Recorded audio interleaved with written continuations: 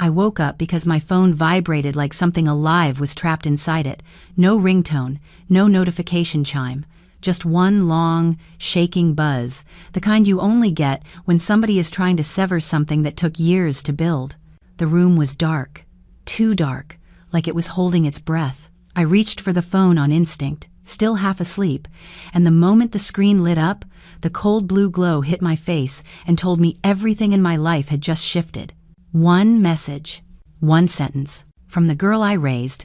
Tonya, I canceled your invite. You're not my biological mother. My father will walk me down the aisle. My body didn't jerk.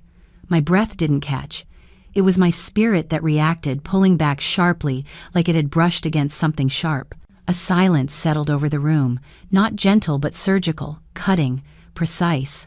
The kind of silence that follows a truth you didn't ask for but can't unhear.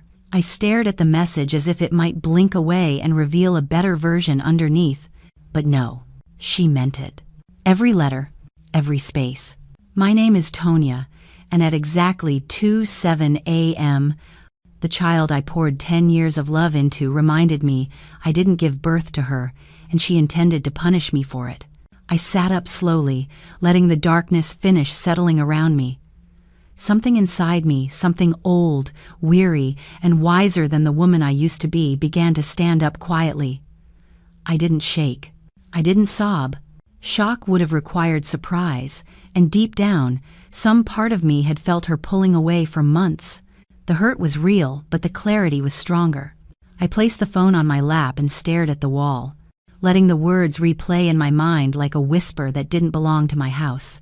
Canceled your invite. Not my biological mother, my father. Her father. The same man who walked out on both of us without a backward glance.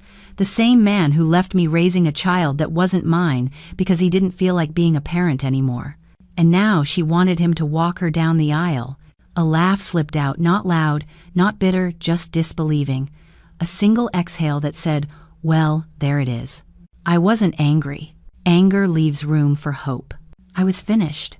I picked up the phone again, not to reply, because some messages don't deserve an answer, but because I knew exactly what button I needed to press next. I scrolled through my contacts until I found the name that held her entire wedding together like glue. Monique Baxter. Event planner. Coordinator. The woman whose hands touched every detail of a day I had paid for. It took 2 rings for her to wake enough to speak. Hello? She whispered. Monique, I said calmly. I'm sorry to call this late, but I need you to cancel the Ward Hayes wedding. Every vendor, every delivery, every access code, immediately. The silence on the other end sharpened the air. Cancel, Miss Tonya, the wedding is tomorrow. Yes, I said, and as of tonight, I am withdrawing all support. She inhaled softly, not shocked, but awakened. Women like her recognize the tone of another woman who has finally had enough. I'll take care of it, she said, before sunrise. No notifications to the bride, I added. She will find out on her own. Understood. The call ended. The house settled, and I felt something inside me, close, gently, like a book that had been read past its final chapter. No storm, no screaming, just a clean, silent ending. If you're watching this right now, drop what time it is where you are, because some nights don't ask you to be strong, they force you. I set the phone down and lay back slowly, not to sleep, but to breathe. The darkness didn't feel threatening anymore. It felt honest. By the time the sun rose, I hadn't shed a single tear. But at 6:14 a.m., my phone lit up again with a call from the venue that told me the unraveling had already begun. By the time the light shifted pale against my curtains, my phone had already started its morning tremble. Not frantic, just steady, like the day had realized it needed my attention before anyone else's did. I opened my eyes slowly, aware of the strange calm sitting in my chest, the kind that only comes after a decision you don't plan to revisit. The first call was from Monique. I answered without hesitation. Miss Tonya, she said, wide awake now, everything you instructed is in motion. There was no softness in her tone, just precision. The kind you hear from someone who understands a line has been crossed, and now the work must follow. Tell me, I said. Vendor access revoked, catering frozen, Decor trucks canceled, DJ and lighting notified, venue locked until you authorize otherwise. Security is aware that no one, including the wedding party, has permission to enter unless your name clears it. A quiet part of me took a slow breath. Not relief, not revenge, just confirmation. The truth of my place in this situation finally had edges again. "And the refunds?" I asked. "Partial returns are already processing to your account. The non-refundable portions are exactly what we discussed at the signing. Everything else will clear in waves over the next day or two." I nodded, even though she couldn't see me. I didn't need all the money back. I just needed ownership of my choice. Something I hadn't had the night Michaela typed out a message meant to cut me loose, like I'd been hanging on to her life by mistake. "Thank you, Monique." She paused. "Do you want me to notify the couple or their families?" "No," I said. "Let the day move on its own." There was a stillness on her end before she replied. "Understood. I'll maintain silence unless instructed otherwise." When the call ended, I sat up slowly, letting the room come into focus around me. My bedroom looked exactly the same as it had before the text, but something inside it and inside me had shifted places. The air felt clearer. The weight in my chest had rearranged itself. I reached for my banking app, not because I was desperate to see the numbers, but because I needed to look at the truth of what I'd poured into that girl's future. $42,000 withdrawn over months and weeks, tucked into deposits and planning fees and custom touches she would never know came from the corners of my own sacrifices. Seeing part of it return felt like a door closing with a soft click, a sound final enough to stand on. I set the phone aside and eased myself back down, letting the mattress settle beneath me. For the first time in a long time, sleep didn't feel like escape, it felt like control. I didn't have anything left to explain. I didn't have anyone left to chase. And there was nothing on that wedding program that carried my name, my place, or my worth. So I let sleep take me again. It didn't last long. The next vibration wasn't soft. It was sharp, insistent, the kind of call someone sends when they're looking for answers they never prepared themselves to hear. My eyes were still half closed when I turned the phone over. The screen lit my face with a name I'd never expected to see that early. Yvonne Hayes. The groom's mother. My thumb hovered above the answer button, but I didn't move. Not yet. Not before the day had time to reveal what my silence was already teaching. The phone buzzed. I let Yvonne's name fade off my screen and drop back into the call log, and that was when the old ache started pressing in behind my ribs again, the one that doesn't come from a single night or a single text, but from years of holding on after somebody else has already let go. This mess at the venue, the panic I knew was rising across town, it didn't happen in a vacuum. It grew out of a history I paid for in more than money. When Curtis left, he didn't slam the door. That's the part that still sits with me. He closed it soft, like he didn't want to disturb anything on his way out. One Friday evening 10 years ago, I came home from work and found his keys on the counter, the spare car fob beside them, and a folded piece of paper turned face down. No shouting, no warning, just absence where a man used to stand. Michaela was 15 then, too old to be shielded, too young to be left with holes that big. She came in from school that afternoon with her backpack hanging low, and her eyes scanning the room for him the way she always did, fast, hopeful, like she was checking weather. When she didn't see him, she looked at me instead. "Where's Daddy?" she asked. I swallowed the answer that wanted to fly out. I didn't know yet how permanent his silence would be. All I had in that moment was the truth as it stood. He wasn't there. The rest of it, the reasons and the details, sat in my chest like stones. "He's gone out," I said. "Come sit, eat something." We picked at leftovers that night with the TV talking to itself in the background, and the house felt too big, like the walls were waiting on a voice that would never fill them again. When she went to bed, she left her door cracked the way she always did when she wanted to hear his footsteps in the hall. I lay awake until the morning came and never heard them. The weeks that followed turned into a kind of training. I learned how to stretch a paycheck that had been built for 2 incomes and turn it into rent, light, food, uniforms, and a girl's changing body. I learned how to fix leaky faucets with YouTube videos and how to pretend my hands weren't shaking when I signed for things alone. I learned how to walk into parent-teacher conferences where his name was printed on the form and mine was the only face in the chair. There were nights when I came home from my second job so tired I sat in the car for 10 minutes before I could make my body move. Sometimes I would see her face in the upstairs window, lit by the glow of her phone, and that would be enough to push me out. The two of us would sit at the kitchen table, her homework spread out, my shoes still on, and we would go over algebra or English essays while a pot of something simple bubbled on the stove. She never asked me straight out why he left. Not then. What she did instead was lean harder into me, bringing me notes for field trips, whispering secrets about classroom drama, curling up on the couch with her head on my shoulder when a movie got too emotional. She hugged me on Mother's Day without hesitation.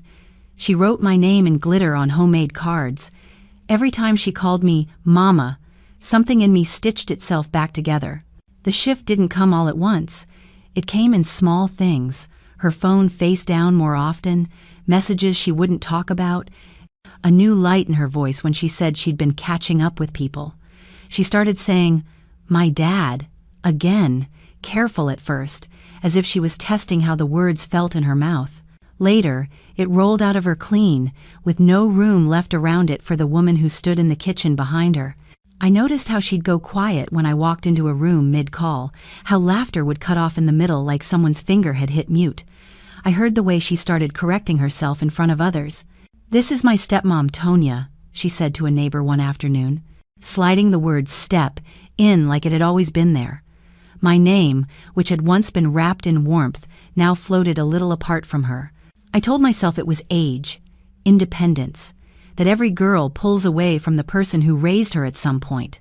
But there were nights when I lay in that same bed, listening to her bedroom door close a little sharper than before, and knew in my bones that somebody else had started writing on her heart in ink I hadn't chosen. I didn't know yet who had put the pen in their hand.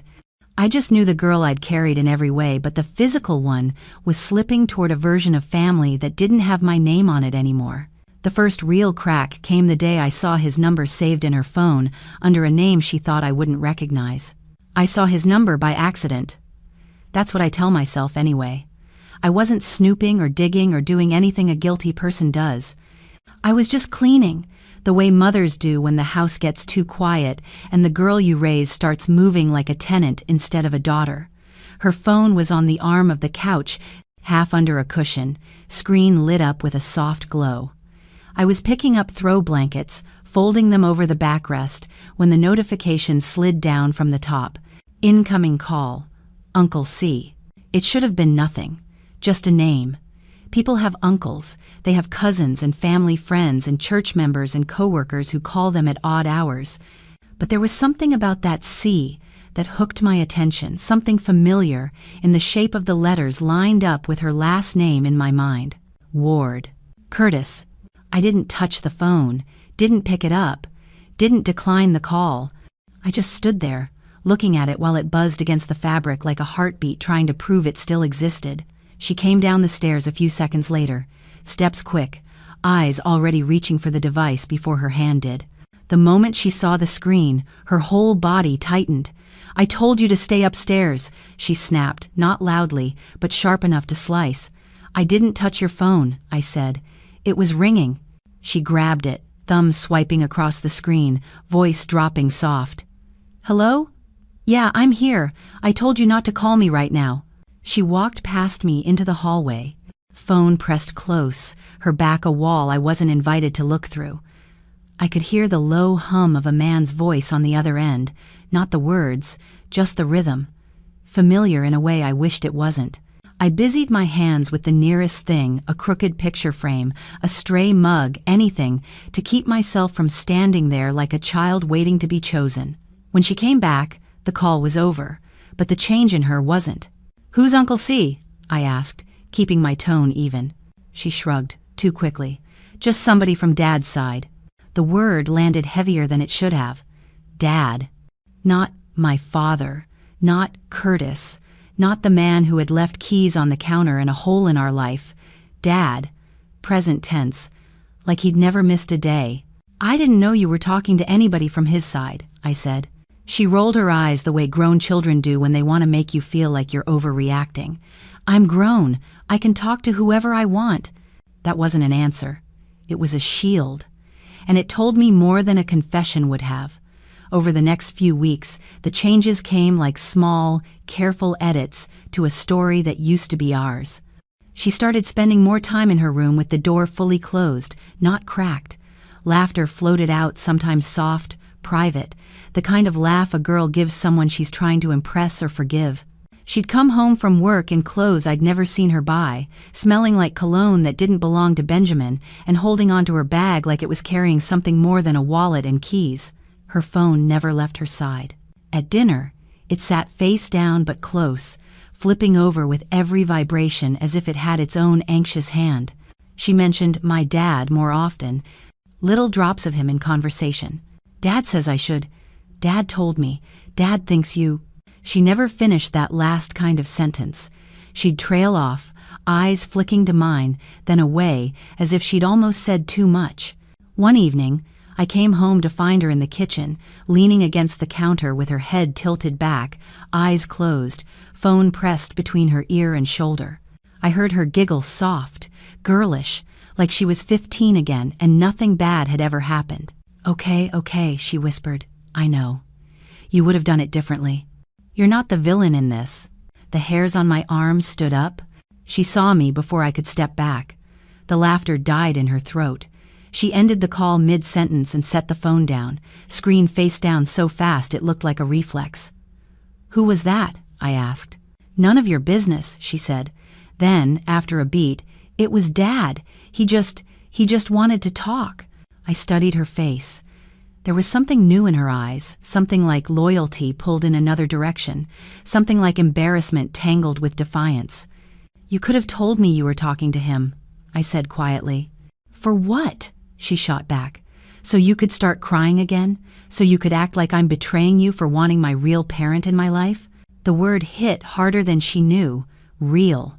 I never said you couldn't talk to him, I replied. I just thought I'd be included in the part where the man who disappeared decides to come back. She crossed her arms, suddenly smaller and sharper at the same time. He didn't disappear. People leave for reasons you don't tell the whole truth about. I felt the floor tilt under that sentence. What does that mean? I asked. She held my gaze for a long moment, and in it, I saw the girl I'd tucked in at night and the woman looking for someone else to believe at the same time. It means I've heard his side now, she said slowly, and it's not the story you made it sound like. That was the night I realized I wasn't just losing my daughter, I was being quietly recast as the villain in a story I'd nearly broken myself to hold together.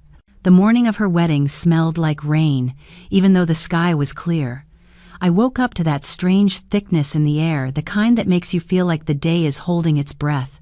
For a moment, lying there on my back, I had to remind myself that I wasn't getting dressed, not steaming a dress, not pinning a hat, not doing the things mothers do when their daughters are about to walk into a new life. I was just breathing. The phone was the first thing I saw when I turned my head. It lay on the nightstand, screen dark, like it was pretending to be respectful. I knew the second I picked it up, it would stop pretending. I sat up slowly, bones complaining the way they do when you've carried too much for too long. The house was quiet, the kind of quiet that used to mean she wasn't awake yet, that I still had a little time before "Mama, can you?" filled the rooms. I unlocked the phone. The notifications were lined up like witnesses. A message from Monique. All timelines adjusted per your instructions. Vendors are aware not to proceed without your clearance. 3 missed calls from unfamiliar numbers, area codes I recognized from vendor contracts. A florist, catering, transport. People who should have been on the road, in motion, setting up a day she believed was rolling toward her like a blessing. None of them had my permission anymore. I set the phone down again and walked to the kitchen. The kettle hissed to life on the stove. I moved slowly, deliberately, because rushing felt like lying. There was nothing to be late for. No makeup artist waiting. No car coming for me. Across town, though, I knew it was different. I didn't have to imagine too hard. Michaela standing in front of a mirror, satin robe tied too tight at the waist. hair already half-styled, phone in her hand as she tilted her head and checked angles. She was probably smiling into the screen, captioning it with something cute and light. "Today's the day. Walking into forever. Mrs. Hayes loading." All those little lines that sound like eternity when you still think everyone around you is who they say they are. I poured hot water over the tea bag and watched the color bleed out slowly, dark spreading through clear. It reminded me of something I didn't want to name, so I looked away. The phone buzzed again. I didn't move. This was the part that felt strange even to me, not the canceling, not the quiet, but the discipline it took not to reach for the very thing I knew they were clinging to. Mothers are trained to answer. We're conditioned to be reachable, to be standby generators when everyone else's power cuts off. But I had already given her everything a person can give another, and still keep a piece of themselves intact. This time, the chaos she had chosen would have to introduce itself without my hands softening the blow. Another vibration, then another. I walked back to the bedroom and glanced at the screen from a distance. 2 more missed calls from the same unfamiliar number. A voicemail pending. A text from a name I recognized from a contract but had never saved to my personal contacts. "Good morning, Miss Tonya. Just confirming final access for setup." They were used to me answering quickly, clearly, efficiently. The woman who kept lists, sent confirmations, double-checked details. The woman who held the contract. I let the message sit. The next text came 10 minutes later while I stood at the sink rinsing my cup. "Ma'am, we're at the gate. Security is saying the event is inactive. Please advise." I stared at those words until they blurred. Across town, I pictured her mother-in-law smoothing her dress, fixing a hat, telling relatives, "Everything will be beautiful. I've seen the planner's boards." I imagined Benjamin tightening his tie, trying to shake off nerves, assuming the world was lining up for him like it always does for a groom who believes love and logistics move at the same pace. And my girl, no, his girl, now twirling in front of a mirror, full of a confidence she thought she'd earned by cutting me out. The phone buzzed again, insistent now. This time it wasn't an unknown number, Monique. I answered on the second ring. "Miss Tonya," she said, voice low. "They're at the venue. Vendors. Some family. Security is holding. They're saying the system shows the event as canceled by the primary client.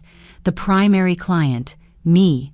I closed my eyes for a brief second, not out of doubt, but to steady myself against the picture forming in my mind, the first rip in the picture-perfect day my money had been supposed to build. "Maintain the lock," I said quietly. "No one gets in under my name." "Yes, ma'am," she replied. "They're starting to realize something is wrong. I thought you should know." I thanked her and ended the call. The phone lit up almost immediately after, another unfamiliar number jumping onto the screen like it was trying to outrun the others. This time, it wasn't a vendor. It was Michaela's number, calling me like the woman she disinvited was suddenly the only person who could open her wedding day back up.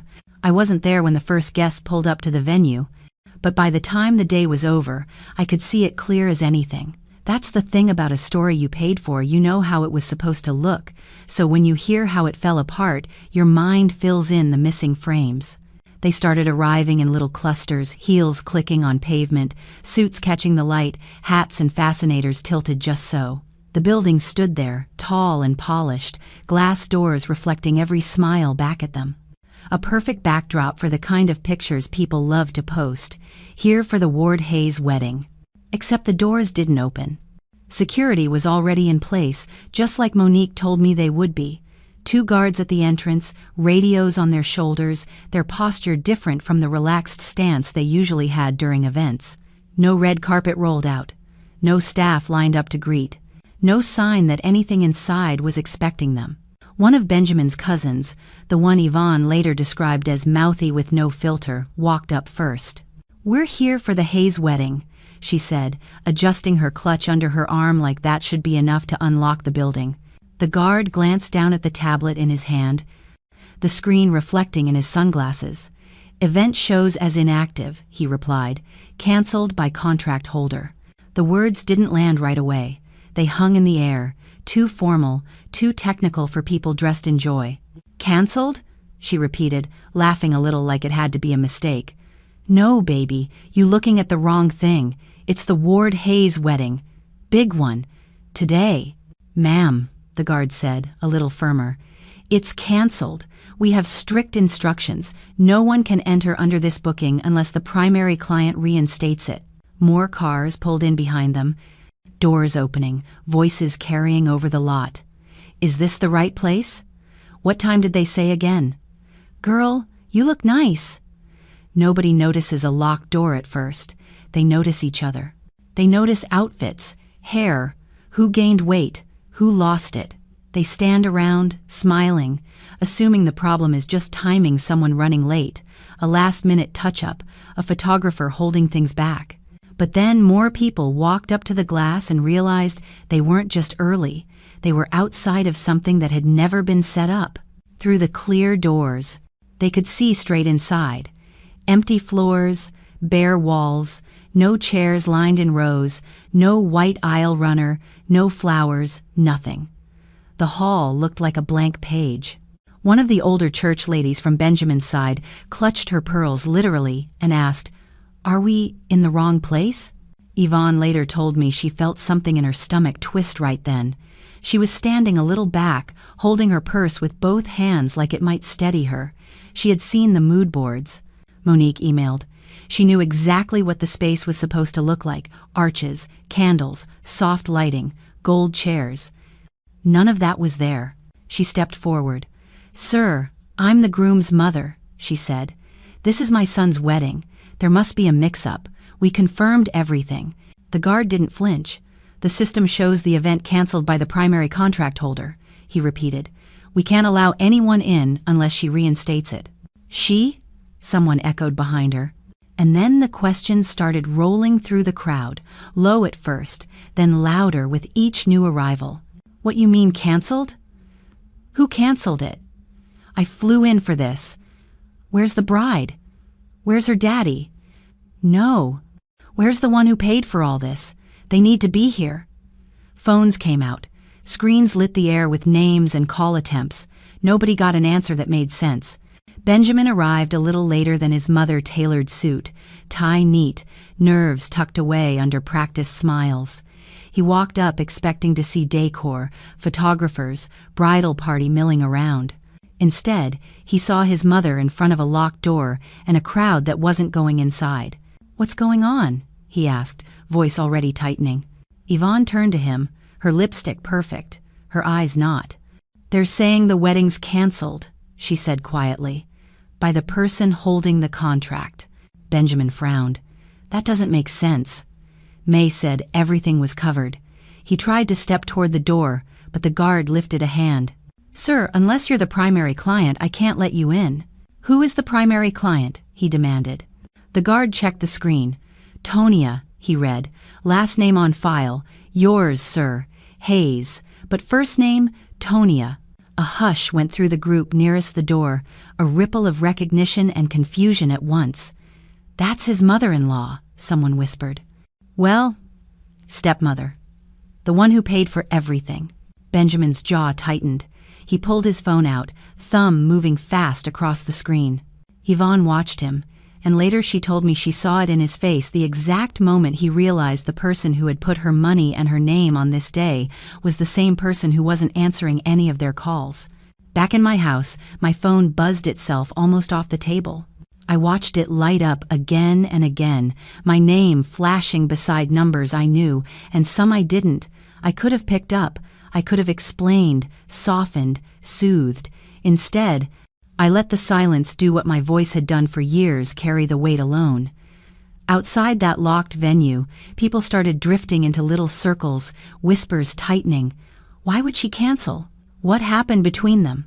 Where's her father? Isn't he supposed to be here? They were about to find out just how present he really was. Because right as the questions started multiplying, Curtis Ward pulled into that parking lot like a man arriving to save a day he hadn't lifted a finger to build. I didn't see him step out of that car with my own eyes. But by the time Yvonne finished telling it to me days later, I could smell the cologne and hear the way his shoes hit the pavement like they belonged somewhere they never paid for. He didn't come in a limousine. Curtis arrived in a sedan that had seen better years, washed just enough to shine under the sun if you didn't look too closely. He got out slow, tugging at his jacket like the fabric might remember what quality felt like if he pulled hard enough. The suit wasn't tailored. It was borrowed confidence, hanging a little loose in the shoulders, wrinkled faintly at the elbows. But his walk said something different.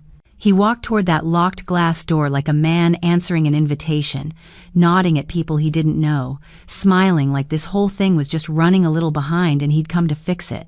"That's her father," someone whispered. "He'll sort it out."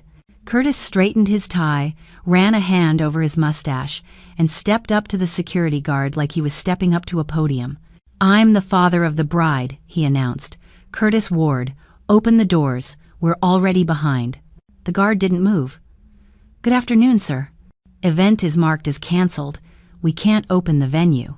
Curtis laughed, that same thin, dismissive sound I remember from nights he wanted to brush past responsibility. "Canceled by who?" "I'm her father. You got the wrong information. This is my daughter's day. Open the doors." "The system shows it canceled by the primary client," the guard replied, tapping the tablet. "We have to follow what's on record." "Primary client?" Curtis scoffed. "You mean that woman? The stepmother? She's not family. I'm the parent. You answer to me, you hear me? Not to some woman who married in and got sentimental." The words leaked out past the guard's shoulder, through the cluster of guests pressing closer, hungry for answers. They floated straight into the ears of a woman standing just inside, watching from the staff side of the glass. That was Miss Renetta Price, one of the venue coordinators. Yvonne told me she had on a headset and a clipboard, confusion already tightening her mouth as she checked screens that kept showing the same thing: event inactive. Client, Tonia Hayes. Status, canceled. She stepped closer to the inner door, careful not to open it, just close enough to hear Curtis pounding his chest about what he believed he was owed. "I told the office yesterday not to listen to her if she tried to pull something," he continued, voice rising. "Y'all got me talking to security when I'm the one with blood in this." Renetta made a mental note. People who come in calm get things fixed. People who come in loud usually have something to hide. She watched him from the cool side of the glass, her eyes moving from his cheap suit to the tablet, to the cluster of guests whose faces were shifting from confusion to something that looked an awful lot like doubt. Outside, Yvonne stepped forward, her heels clicking sharp. "Curtis," she said, words clipped, "they're saying the person who paid for this day canceled. You didn't pay. My son didn't pay all that, so if you're not the client, you can't bark at these people like you run the building." He turned to her, irritation flashing ugly across his features before he rearranged them into something smoother. "Yvonne, right?" he said, forcing a smile. "Listen, don't worry. This is all a misunderstanding. The woman he married has always had," he dropped his voice, "control issues. I'll handle it." "I don't see you handling anything but your voice," she answered. "Can you open the door? Can you call the planner? Who's taking responsibility here?" Benjamin stood a few steps back, jaw tight, eyes moving between the guard, his mother, and the man who just claimed the word father with a volume he hadn't backed with a single payment. "Sir," the guard said again, patient but firm, "without clearance from Miss Hayes, we cannot open this venue. That's the policy." "Her name is on the contract," Renetta added from inside, speaking through the small crack of the inner door now. "We can't override that for anyone, even immediate family." Curtis's bravado shrank a little around the edges. "So, you're telling me this whole wedding is shut down because some woman with hurt feelings decided to push a button?" he snapped. "You're really gonna let that stand?" "We're telling you," Renetta said evenly, "that the person who signed and funded this event changed the status. If you want it reopened, she's the only one who can do that. That's not emotion, that's a system." The guests heard all of it, every word, and in that moment, the story in their heads shifted from "something went wrong" to "someone was holding this whole day up, and it wasn't him." Curtis looked around, like he suddenly realized how many eyes were on him. His voice dropped, his shoulders tightening. "I'll make some calls," he muttered. "Y'all just wait. Don't panic. I'll fix it." He stepped away from the door, phone already in his hand, walking fast toward the far edge of the lot. A few people watched, expecting him to turn back, to come striding in with answers the way he'd arrived with noise. He didn't. Yvonne told me he kept walking past the parked cars, past the edge of the concrete, all the way to the street. By the time the next wave of guests arrived, the so-called father of the bride was gone. Just like last time, when he left keys on a counter and a girl in my care. And while they stood there staring at locked doors and his empty parking space, every phone in that lot started reaching for the same name, the woman whose silence was suddenly louder than any promise he'd ever made. I didn't see her first smile that morning, but I saw the last one. Not in person, through a picture one of Yvonne showed me later, her finger pressing the screen like she was trying to push through the memory. In the photo, Michaela stood in a hotel room, robe tied at the waist, hair half done, face already beat to perfection. She was holding a glass of orange juice, mouth curled just enough to say everything is fine. The caption under it read, "Today I marry my best friend." No mention of me. No mention of the woman who'd taken money out of her own future to build that day. Just a bright smile, a ring, and a room full of people who thought they were standing in the middle of a blessing. According to what they told me later, the cracks started small. One of the bridesmaids came in from the hallway, phone in hand, her energy a little off. "Girl, the makeup artist still isn't here?" she asked, trying to sound casual. "They on their way," another replied, fluffing the veil. "Maybe traffic." That's the thing about denial, it always uses maybe to buy time. Someone checked the time, checked their phone, checked the group chat. The makeup artist hadn't texted. The hairstylist hadn't posted a "headed to glam my bride" story. The planner hadn't sent a final on our way confirmation. "Call Monique," one of them said. They tried. Straight to voicemail. A little silence slipped into the room then, thin but noticeable. The kind you feel between two heartbeats. "It's fine," Michaela insisted, smoothing her robe with hands that moved a little too fast. "Maybe they're already at the venue getting the bridesmaids ready first. Maybe they mixed up the room, y'all know how people are." She reached for her phone, opened her social media, and posted another picture. This time it was just the bouquet on the bed. "In God's timing," she wrote. But timing only works when the foundation underneath it is solid. This one was already crumbling. The first real hit came when Benjamin called. He didn't wait for greetings. "Where are you?" he asked. "In the suite," she said, forcing a laugh. "Why you sound like that?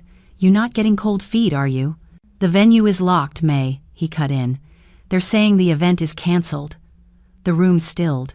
One bridesmaid stopped with a curling wand mid-air. Another froze with lipstick halfway uncapped. "That doesn't make sense," she said, her voice thinner now. "What do you mean canceled? Who said that?" "Security," he answered. "They said the primary client canceled. They used your stepmother's name." For a second, all the color in her face fell straight through. "No," she whispered. No, she wouldn't. She's not answering anyone's calls," he went on. "Vendors can't get in. My family's standing in the parking lot looking at an empty hall." He didn't yell. They told me that later too. He just sounded like a man, trying to keep his grip on something that had already slipped through both their hands. "I'll fix it," she said quickly. "I'll call my dad." She hung up before he could say anything else and dialed another number with shaking fingers, the one saved as Dad in her phone, the one she'd been holding onto like a ticket to a better version of her past. It rang, and rang, and rang. No answer. She tried again. This time, it went straight to voicemail. "Dad," she said, voice cracking. "Call me back. Something's wrong with the venue and they're saying just call me." "Okay? Please." She hung up and stared at the phone like she could will it to change what it knew. One of the bridesmaids cleared her throat. Maybe it's just a system error," she offered weakly. "You know how technology be." "System or not," another said. "People outside in heels and suits. They not gonna stand in a parking lot all day." That was when Yvonne called her. "Baby, where are you?" she asked, no nicety in her tone. "In the suite," May answered, trying to hold her voice together. "Is everything okay?" "No," Yvonne said plainly. "It is not. We are at a locked door with no chairs, no flowers, no food, and a security guard telling us your stepmother canceled the whole thing. Your father showed up, made noise, and then disappeared. He's gone. So, I'm gonna ask you one time." Yvonne's voice thinned, anger wrapped tight around it. "Who really paid for this wedding?" Silence stretched between them. In that space, the version of the story Curtis had sold her started fighting with the reality, pressing in from every angle. "Answer her," one of the bridesmaids whispered. "You gotta say something." Tears pooled at the corners of her eyes, careful not to slip yet. "Tonia helped," she mumbled. She handled most of it." "Most?" Yvonne snapped. "Or all? Because right now, the only name this building recognizes is hers." Out in the parking lot, guests were starting to peel away from the doors, drifting back to their cars. Some stayed, waiting, phones in hand. Others had already decided that whatever miracle this day needed wasn't coming. Inside that hotel room, my stepdaughter's smile finally broke. Not in some dramatic collapse, just a small, visible crack down the middle of the girl she thought she was. "I'll call her," she said, voice hoarse. "She'll fix it. She has to." But wanting somebody to fix something and being worthy of that mercy are two very different things. She dialed my number with trembling hands, and for the first time in her life, she realized she had no idea what I would do next. The moment she ended the call with Yvonne, the hotel room shifted. It wasn't loud, just tense in a way that tightens everyone's shoulders at once. The bridesmaids exchanged glances, makeup brushes hovering mid-air, curls half done, silence settling over them like dust. Benjamin didn't wait. He walked straight out of the venue crowd and called again, jaw tight, eyes darker than before. When she answered, her voice cracked at the edges. "Ben, listen." "No," he cut in. "You need to tell me the truth. Who paid for this wedding?" She swallowed. Hard. The girls around her pretended not to listen, but their eyes were glued to her. "Ben, Tonia helped with—" "No," he said again, slower this time. "Who paid for this wedding?" The line went quiet except for her breath hitching. "Tonia," she whispered. "Not my stepmom. Not the woman who raised me. Just the name of someone she'd sliced out of her life hours before dawn." Benjamin didn't speak for a full 7 seconds, long enough for her to hear her own heartbeat. "So the person who paid for this," he said finally, "is the same person you disinvited? The same person whose name is on the contract? The same person who is not here because you told her she wasn't your mother?" The bridesmaids froze. One covered her mouth. Another stepped back like the air had shifted direction. "Ben, I didn't mean she was being controlling." And Dad said, "Where is your father now?" He snapped. It wasn't a question. It was a crack in the floor beneath her feet. She didn't answer. He took a shaky breath. "I'll call her," he said. "I'll fix this." He hung up before she could plead. Outside, in that half-filled parking lot, Benjamin stepped aside from the group and dialed my number. He expected desperation to soften me. He expected the voice of a mother who would never let her daughter's day fall apart. But my silence had already chosen its place. 2 rings. 3. 4. Voicemail. He tried again. Then again. Behind him, Yvonne's arms were crossed, eyes sharp. Did she pick up? No. Try again. He did. Nothing. One of the uncles from his side stepped forward. "Let me try from my phone. Maybe she don't recognize the number." He dialed. "Still nothing," he said, lowering his hand. "It's going straight to voicemail now." Another cousin tried. Then a bridesmaid. Then the photographer, who had shown up hoping the event wasn't really collapsing. Every call hit the same wall, my decision. Inside the hotel room, her phone buzzed over and over, each vibration sounding smaller than the last. She held it like it was the only thing left holding the wedding together, staring at the screen each time it lit up with my name. "She's not answering," she whispered. "For good reason," one bridesmaid muttered. "What does that mean?" She snapped back. "It means you can't treat people like they disposable and expect them to show up when you want them," the girl said softly, almost apologetically. The other bridesmaids didn't argue. They didn't shake their heads. They just kept their eyes lowered, the kind of silence that says the truth is too loud already. Back at the venue, Guests began drifting toward their cars in slow waves, shoes clicking on pavement, suit jackets tossed over shoulders. Some irritated, some confused, some whispering with hands cupped over mouths. Yvonne stood still, the matriarch she was, letting her disappointment settle into her bones. "She really not answering?" she asked again. "No, ma'am," Benjamin said quietly, phone still in his hand. "She's done." Yvonne nodded once, firm and slow. "Then this wedding is done." Her voice had no anger, just clarity. Someone in the crowd asked, "So what now?" Nobody had an answer. The father of the bride had vanished.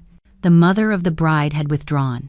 And the bride herself was 20 minutes away, trying to hold a day together with a phone full of unanswered calls. Inside the suite, her mascara smudged as she tried one more time. Ring, ring, ring. Voicemail. "Tonya, please," she whispered to the machine. "I need you. I need." Her voice broke. Then the message cut off. When she lifted her eyes to the mirror, the girl staring back wasn't a bride anymore. She was a daughter who had finally discovered the cost of choosing the wrong parent. One bridesmaid stepped closer. "What are you gonna do?" She didn't answer. Couldn't. Her lips parted, but nothing came. Because there are some silences in this world that aren't empty, they're verdicts. And in that silence, she finally said the words out loud, "This is my fault." By early afternoon, the day had settled into a kind of uneasy quiet on my side of town. The sun was higher, the light harsher. I'd washed a few dishes, straightened the living room, moved through the house like it was any other Saturday, and not the one I'd spent months financing. My phone lay on the coffee table, face down, buzzing every so often like a guilty conscience. Monique called once. I let it ring, then picked up when she tried again. There are some people you ignore to make a point. She wasn't one of them. "Miss Tonya," she said. Her voice sounded like paperwork, orderly, tired, already halfway to acceptance. "We've reached the final cutoff for event status. Without reinstatement, the system automatically flags it as canceled. I wanted you to hear it from me." I sat down slowly, my knees easing into the couch like they'd been waiting on that word. "Canceled," I repeated, more to my own body than to her. "Yes, ma'am. Guests have been informed there will be no ceremony today. Vendors have packed up. Our staff has been released. We'll finalize the closure report by end of day." There was no joy in her tone, no gossip, no judgment, just the end of a process. "Thank you," I said. "You've done more than your job." She hesitated. "For what it's worth," she added quietly. "I've worked a lot of weddings. People don't usually know who really held everything together until something breaks. Today made that part clear." Her words landed in a place I didn't touch often. I didn't answer them. Some acknowledgments you hold in your chest, not your mouth. After we hung up, the silence in my house felt different. It wasn't empty, it was finished. The thing was over. Not postponed. Not "we'll see." Not "we'll fix it later." The Ward Hayes wedding, the one my savings had been poured into, no longer existed anywhere but in digital remnants and hurt feelings. Still, the phone kept buzzing. I didn't pick up a single call. Later, Yvonne would tell me how it looked from her side. How the crowd thinned out in stages, older relatives leaving first, muttering about "never seen anything like this," younger ones lingering by their cars, hoping a miracle would roll up in a truck full of chairs and flowers. She said you could tell who had flown in by the way they stood staring at the building, luggage still in their trunks, trying to decide if they were more embarrassed or angry. The vendors, once it was clear nothing was changing, began to move with purpose. Vans pulled away from the loading area. Delivery trucks that had idled too long merged back into traffic. Uniformed staff peeled off name tags, checked clipboards, signed out. Every exit was another line under the word "canceled." Benjamin didn't yell through any of it. That's what Yvonne repeated more than once when she sat on my couch later, dress wrinkled, lipstick faded. She said it like she was still surprised. "He didn't throw nothing, didn't curse, didn't blame his boys," she told me. "He just got quiet, the kind of quiet that scares you more than shouting. He'd taken off his jacket at some point, slung it over his arm, tie loosened, shoulders tight. When people came up to him, uncles, cousins, friends asking what the next step was, he gave them the same answer every time. "There is no next step today," he said. "You can go home." Some asked if they should wait, just in case. Some suggested moving the ceremony to a church, a backyard, anywhere. One uncle even offered his own house, talking about grilling and making it intimate. Benjamin shook his head. "I'm not making a joke out of this," he replied. "Not today." He didn't go up to the hotel to see her after the venue confirmed the cancellation. He spoke to her once more on the phone, short-clipped, and when she asked if he was coming to get her, his answer wasn't the one she expected. "I'm heading home with my mother," he said. "We'll talk later."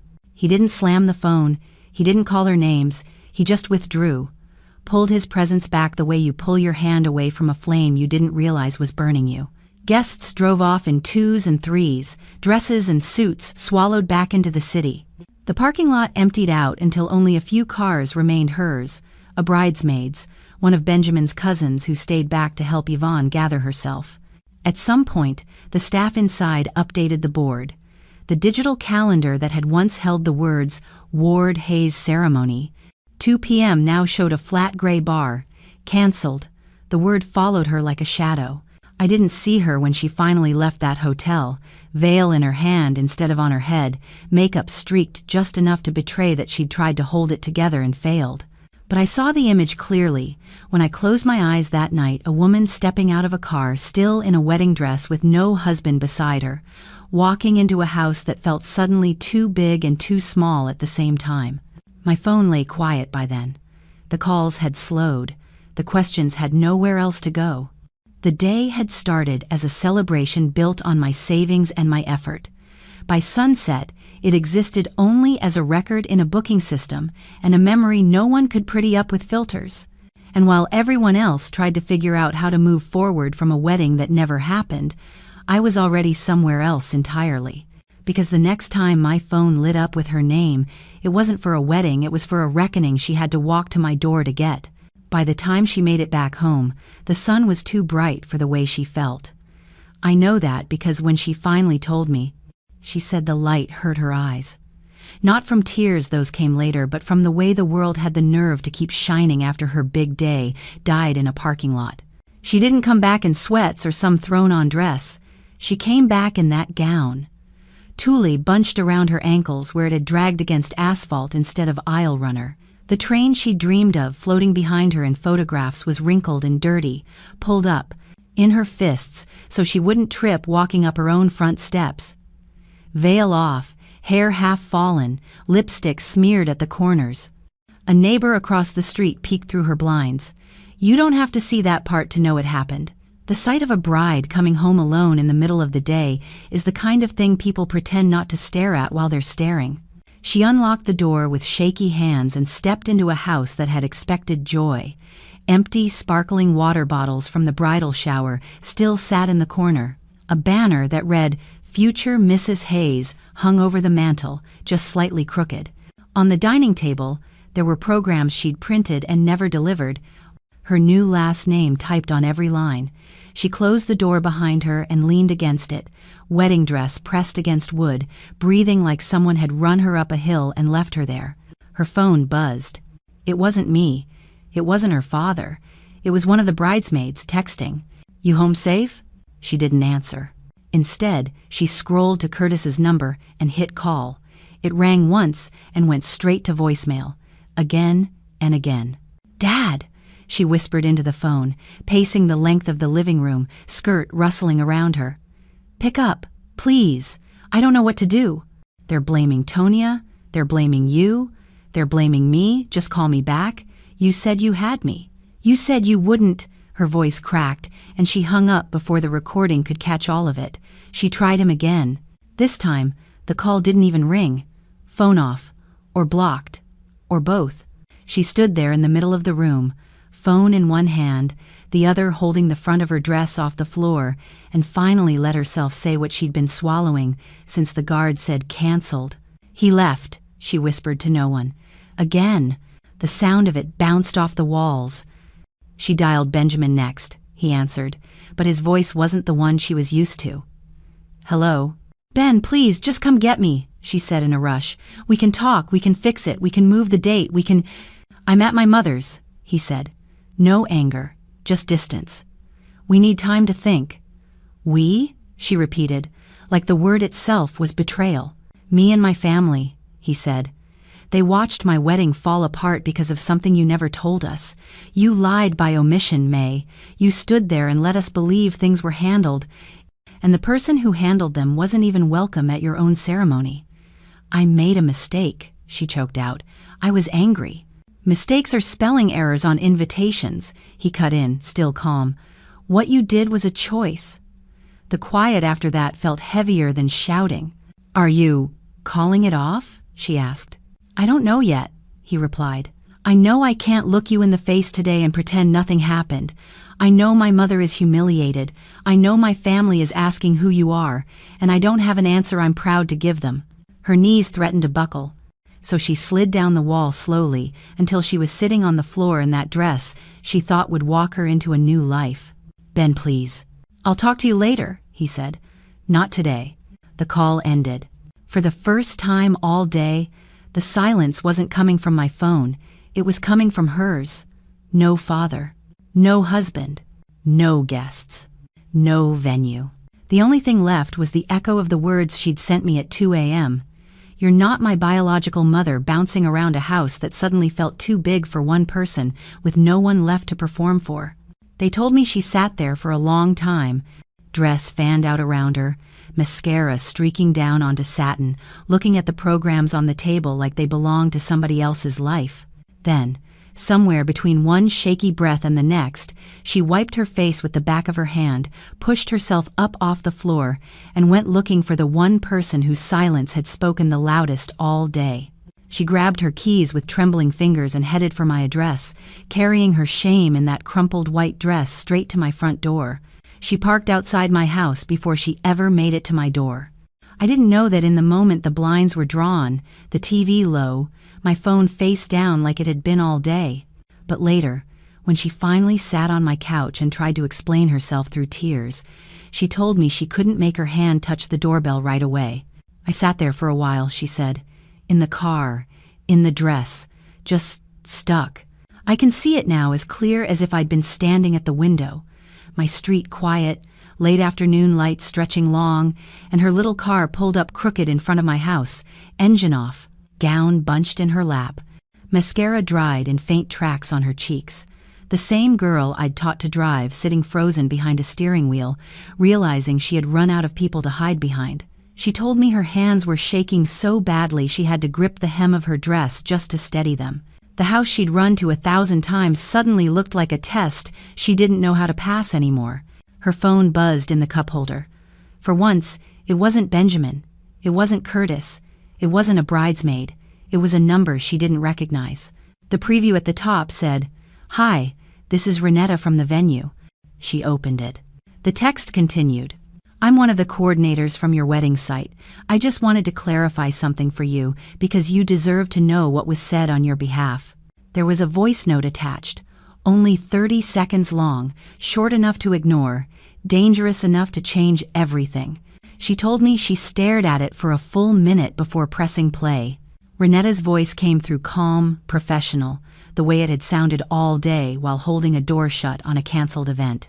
"Hi, Miss Ward. This is Miss Price from the venue. I handled your file today. I just want you to know, your stepmother is the one listed as primary client she paid and signed for everything. Yesterday, your father came by and told us not to listen to her if she acted up." There was a pause, the sound of paper shifting in the background. He said, and I quote, Renetta continued, "She's not really family. I'm the real parent. You deal with me, not that woman." I thought you should hear that exactly as it was said, since my staff followed his instruction in good faith until the system showed your stepmother had full legal control. The message ended there. No commentary, no extra words, just the facts. Sitting in her car outside my house, veil tossed onto the passenger seat, my stepdaughter hit replay, once, twice, a third time. Each repetition stripped another layer off the story she'd been clinging to. She heard the way he'd spoken about me not as the woman who'd raised his child, not even as a distant co-parent, but as an inconvenience he needed removed. She heard, maybe for the first time, that he had walked into that building and tried to erase me from a contract I'd paid for, with the same casual cruelty he'd used the day he left keys on my counter and walked out of our life. In that parked car, with her dress wrinkling under her fists, she started connecting dots she'd refused to line up before. The teenage years, when he never called. The holidays he missed without explanation. The way he'd slid into her life again only when there was a big day to stand in the middle of. And now this using real parent like a weapon, like the last 10 years had been some kind of performance on my part instead of survival. She told me it felt like the air went thin, like something in her finally stopped making excuses for him. The same door he'd walked out of back then, he'd walked out of again today. Different building, same man. Her phone buzzed again. Another message from Renetta. We don't get in the middle of family business, but I wanted you to know your stepmother never raised her voice at us. She just canceled what she paid for. I'm sorry your day went this way. No judgment. Just a stranger, standing in the space where truth and documentation meet, handing her the piece she'd been missing. Sitting inches from my front yard. She finally saw it. Curtis hadn't come back to be a father. He'd come back to stand in a spotlight I had paid for. And when that light went out, he did what he always did. He left. She wiped at her face with the heel of her hand, smearing what was left of her makeup, and looked up at my house.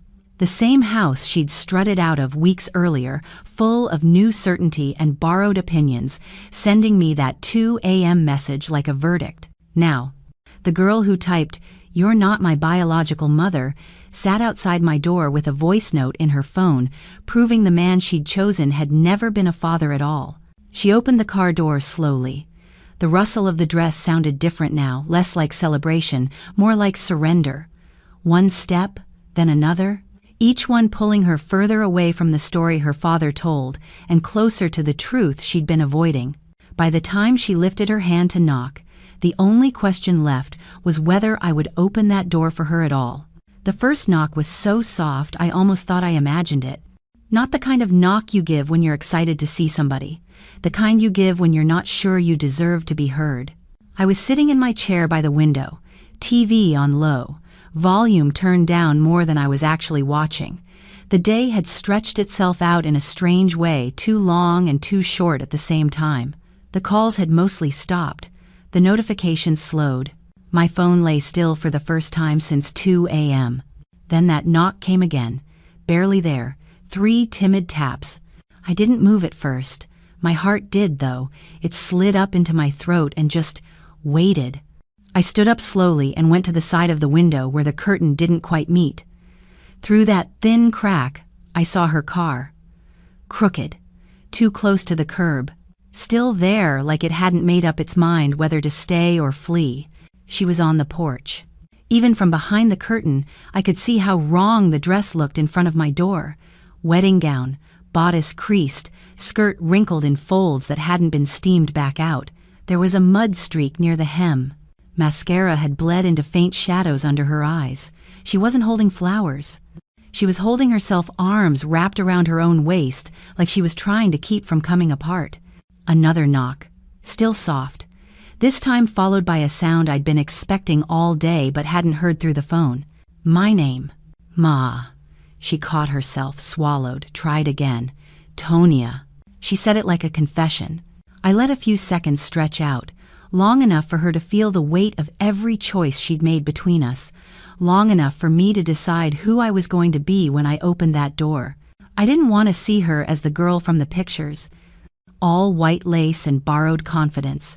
I wanted to see her clearly as the woman who sent me a message in the dead of night to erase me, then came back in broad daylight when her new version of family vanished.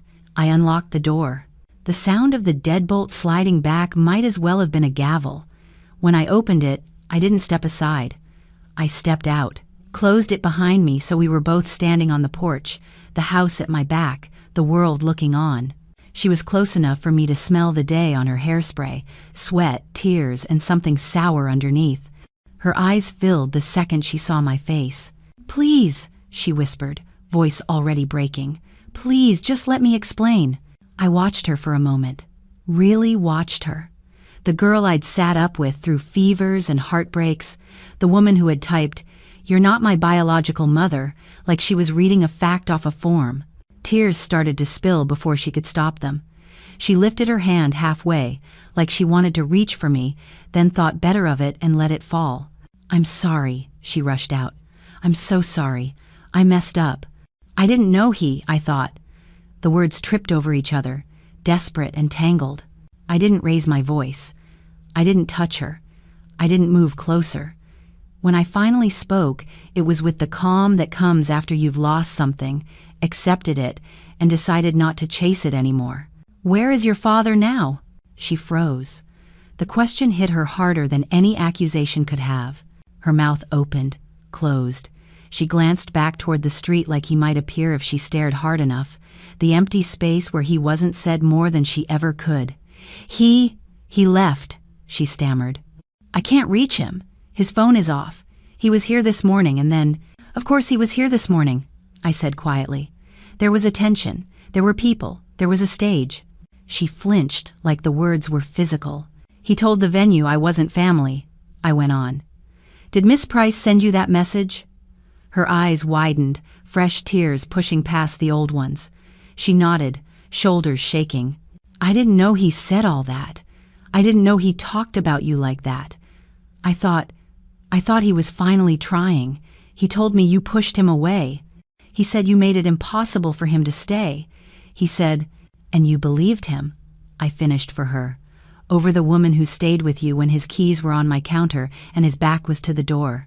She sobbed then, an ugly, raw sound that had nothing to do with wedding day emotion and everything to do with a lifetime of lies catching up at once. "I was wrong," she cried. "I was wrong, and I hurt you, and I hurt myself. Please, please help me fix it. We can call them. We can move the date. We can—" I shook my head once, slow, final. "This isn't about a date on a calendar," I said. "What broke today wasn't the schedule. It was something else." She wiped at her face with the heel of her hand like a child who'd cried too hard. "Please don't hate me," she whispered. "I don't have anybody else." That part was true now, not because the world had turned on her, but because she had gambled with the only person who'd been constant and lost. I took a breath, the kind that digs down into years you don't talk about. If she wanted to stand on my porch in a white dress and ask for something real, then that's what she was going to get. "Sit down," I said, nodding toward the porch step. "You came here for the truth. You're going to hear it." She sank down onto the step, gown spilling around her like a question mark. I remained standing, looking down at the woman I'd raised and the girl who'd tried to erase me, both sitting in the same body. I opened my mouth, ready to finally tell her what really happened the day her father walked out and why I'd never chased him. Not then, and not today. She sat on the porch step with her dress spread around her like a question she finally didn't know how to answer. I stayed standing. I needed that height, not to look down on her, but to keep my balance while I pulled 10 years out of my chest and laid them between us. "You want to know why he left?" I said. "You've always wanted to know. You just decided to believe the version that hurt me the most." She sniffed, eyes red, chin trembling. "He said you pushed him away, that you made this house miserable, that you wouldn't let him be himself." I nodded. "That sounds like him. Always good with words, not always good with truth." I let my gaze drift past her, not to escape, but to find the picture in my mind clearly. The night before he left, I came home from work early. You were at a friend's house. I walked into my own bedroom and found a woman sitting on my side of the bed, her head jerked up. "She had her shoes off," I continued, "her bag on my dresser, laughing at something he said, comfortable, like she'd been there before." My voice stayed level. I had cried all those tears years ago. There were none left for this part. I didn't scream that night. I didn't throw anything. I just stood there and asked him to look at me. He couldn't hold my eyes for more than a second. That told me more than any explanation he gave. "What did he say?" she whispered. "He said he was confused, that he needed space, that I made him feel trapped, the kind of words men use when they've already decided to go but want you to feel responsible for the leaving." A tear slid down her face, catching on the edge of her lip. I told him he needed to get that woman out of my house, I went on. I told him we would talk after she was gone. He left with her that night. The next day when I came home from work, his keys were on the counter. Her eyes widened. You never told me about her. You were 15, I said. You were already breaking in places I couldn't see. I picked the pain I thought would hurt you least. He left was enough. You didn't need the picture of another woman in our bed on top of it. She crumpled a little, shoulders folding inward. The folded paper I found? I added. Not a love letter, a receipt. He'd gone into our joint account that morning and emptied what was left. Rent money, bill money, the little cushion I had been trying to build. He took it and walked out. I could see the math working behind her eyes, late notices I shielded her from, dinners that got simpler, second jobs that appeared out of nowhere. You think I wanted to suffer quietly? I asked, still calm. I just didn't think you needed to know your father chose another woman and a handful of cash over us. She shook her head slowly, as if she could shake the words out of the air. He told me you drained the account. He said you locked him out. He said he tried to come back and you wouldn't let him in. He never came back, May, I said. Not once. Not a knock, not a call, not a text checking if you ate or if you were warm. The only time his name crossed this porch again was in your mouth, years later, when you started calling him Dad like he'd earned it. Her breathing hitched.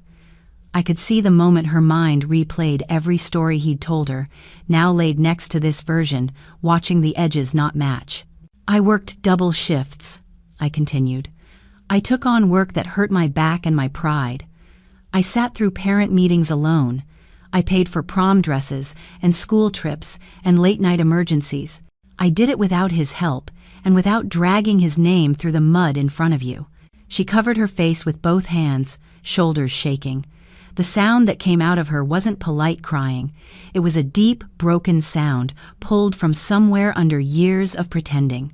I thought he chose me, she sobbed. I thought this time he chose me. I let the words sit there. They were the truest thing she'd said all day. He chose a moment, I said softly. He chose a stage.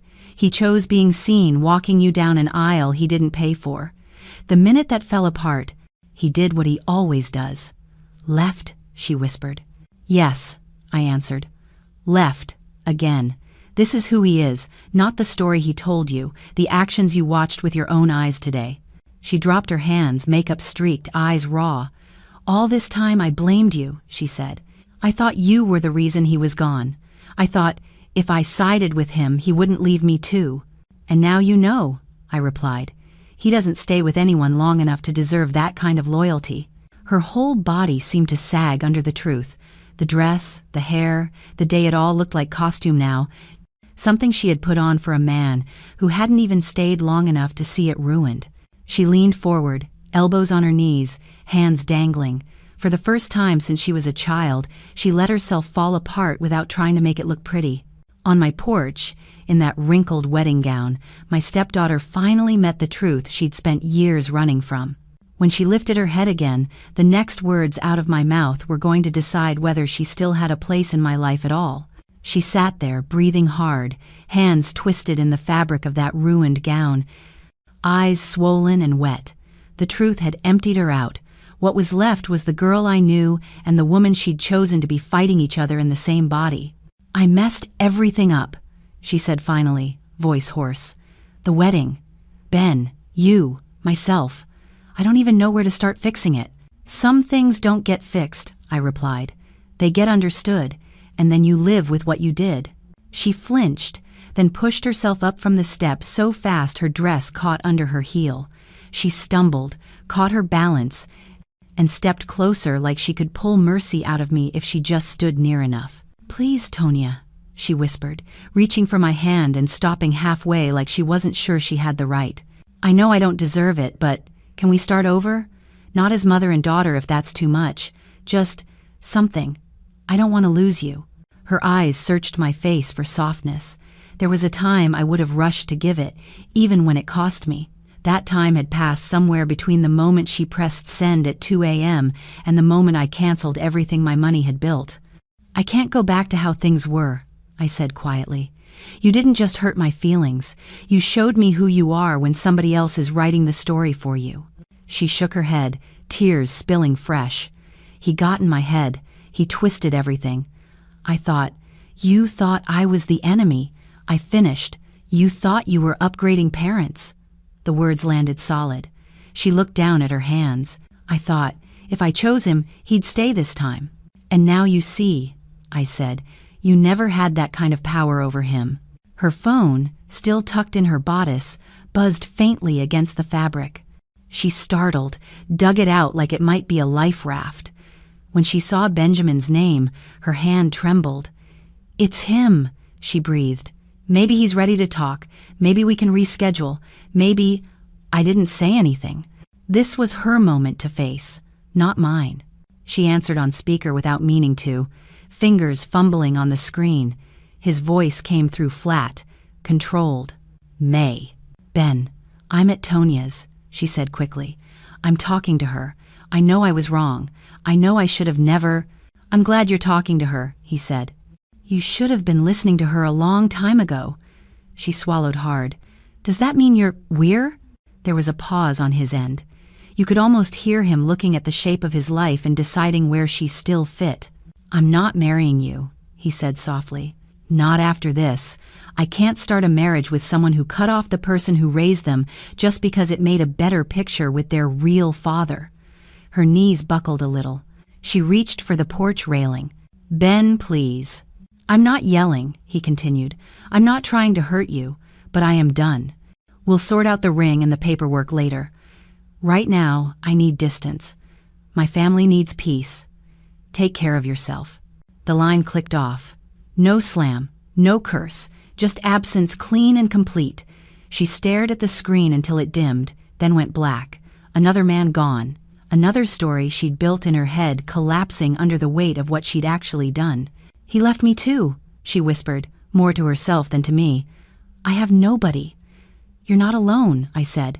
"You're just standing in the truth for the first time." She looked up, eyes desperate. "Can I stand there with you? Please. I know I don't deserve to call you Mama again, but can I still call you? Can I come by? Can we fix us, even if everything else is broken?"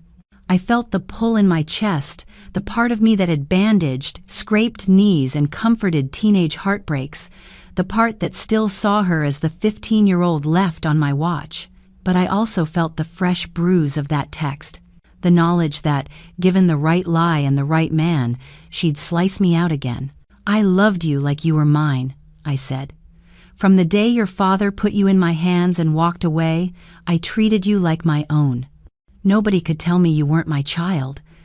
She nodded, a sob caught in her throat. "But you believed a man who left you without a goodbye over the woman who stayed?" I continued, voice steady. "You took his word and used it like a knife on me. I won't punish you forever, but I am done raising you." The words hung between us, heavy and final. "What does that mean?" she whispered. "It means I forgive you enough not to carry hate," I said.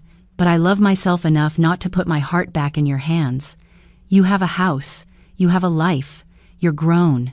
If you need to heal, start there. With yourself, with God, wherever you choose.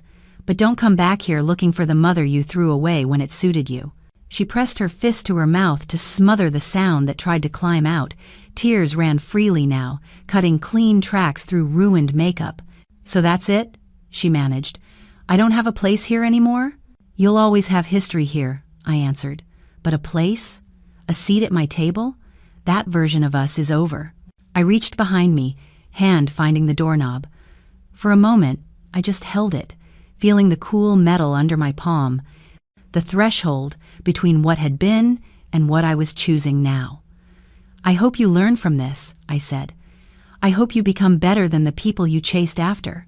But I can't walk that lesson with you." I opened the door, stepped back inside my own home, and turned to look at her one last time, standing on my porch in a wrinkled white dress, finally stripped of every illusion but the truth. "I loved you like you were mine," I told her, "but I let you go today." Then I closed the door softly. On the other side, I leaned against it and let the quiet settle, not as emptiness, but as peace I had earned.